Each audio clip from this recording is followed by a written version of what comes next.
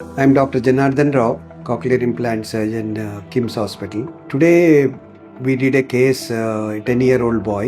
ఈ బాబుకు 2019లో right side cochlear implant అయింది. అండ్ కాక్లియర్ ఇంప్లాంట్ వలన బాబుకు వినపడటము, స్పీచ్ రావటము అంతా మంచిగా జరిగింది. సెకండ్ సైడ్ ఇంప్లాంట్ ఈరోజు చేశాము.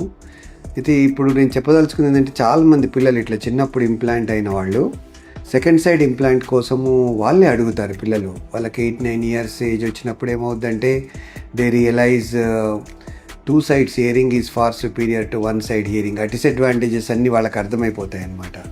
దీన్ని మేము సీక్వెన్షియల్ ఇంప్లాంట్ అంటాం. అంటే ఒకప్పుడు ఇంప్లాంట్ జరిగి మంచిగా ఉన్నారు, బట్ ఇంకా కొంచెం మంచిగా ఉండాలని అంటే మటుకు సెకండ్ సైడ్ కూడా చేయించుకోవాల్సి వస్తుంది.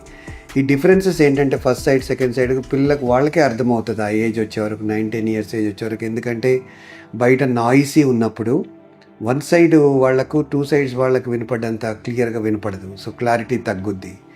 దెన్ సెకండ్ థింగ్ ఏంటంటే లోకలైజేషన్ అంత బాగుండదు. అంటే ఎట్ సైడ్ నుంచి సౌండ్ వస్తుంది అనేది అర్థం కాదనమాట. Suppose only right side implant అయిందనుకోండి, సో ఎవరైనా లెఫ్ట్ సైడ్ నుంచి మాట్లాడారనుకోండి అర్థం కాదనమాట, క్లారిటీ ఉండదు, ఆ హెడ్ షాడో ఎఫెక్ట్ అవన్నీ వస్తాయన్నమాట. సో ఈరోజు అలాంటి కేసే సీక్వెన్షియల్ ఇంప్లాంట్ అంటాం. 7 years బ్యాక్ ఒక సైడ్ చేసిన 10-year-old బాబుకు ఈరోజు సెకండ్ సైడ్ చేసాము.